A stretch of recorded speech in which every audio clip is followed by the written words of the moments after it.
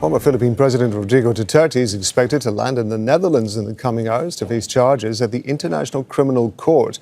Filipino Police acted on a warrant through Interpol for his arrest and put him on a private plane from Manila. Police records show more than 6,000 people were killed during Duterte's controversial war on drugs. There have been some protests against his arrest. I'm going to bring in Eric Witte. He's served as the External Relations Advisor to the former President of the ICC, and he's joining us from Brussels. Thank you very much indeed for being with us. Just talk us through the process once Duterte lands in The Hague. Yes, as soon as he gets to The Hague, the statute of the ICC mandates that within 2 to 4 days he must make an initial appearance in court. And that will be a brief appearance to confirm his identity and then to schedule what's called a confirmation of charges hearing before a pretrial chamber of the court.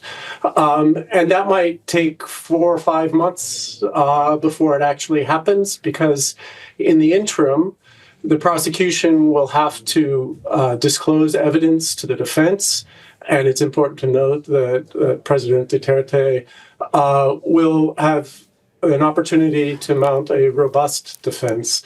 And to do that, it will take time for both the prosecution and the defense to organize themselves.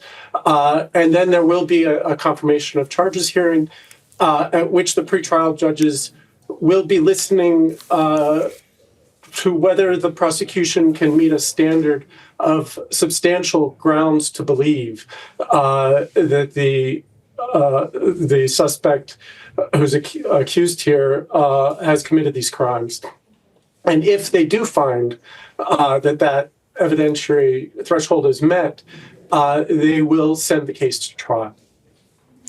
The way you're describing this in terms of the timeline, it is factoring into what we've seen before in terms of cases that are brought before the ICC, in that they are usually very protracted processes. And one would imagine that is invariably frustrating for those who believe that Duterte, in this case, has charges to answer. What is the practical timeline, do you think, that people could expect to see some sort of result one way or the other from this case? There's so many factors that come into play, one of which is sort of the complexity of the case. From media, the charges have not been released yet, but from media reports, it seems that this may be a more straightforward case than some we've seen at the ICC, that he in fact is being charged with a murder as a crime against humanity for thousands of extrajudicial killings in the Philippines. And because, or if that holds up, that he doesn't face multiple more complex charges, then perhaps this case won't take as long as some others. But I think we are looking at a matter of years and not just months.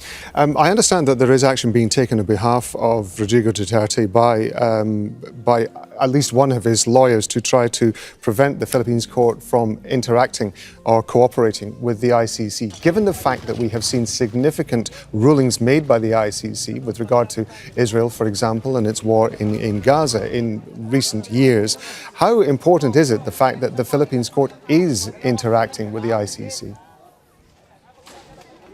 I think at this point, it will be important for the Philippines to continue cooperating with the court in terms of allowing the ICC continued access to witnesses and evidence on the ground. There are important issues of witness protection. So one would hope that the Philippines abides by its obligations to the ICC.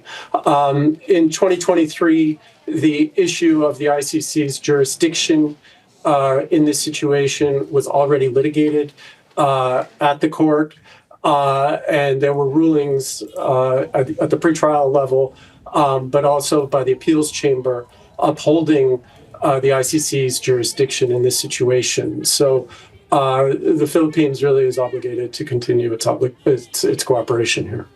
Eric Witte, we appreciate you joining us, giving us the benefit of your experience in this. Thank you very much indeed. Make sure to subscribe to our channel to get the latest news from Al Jazeera.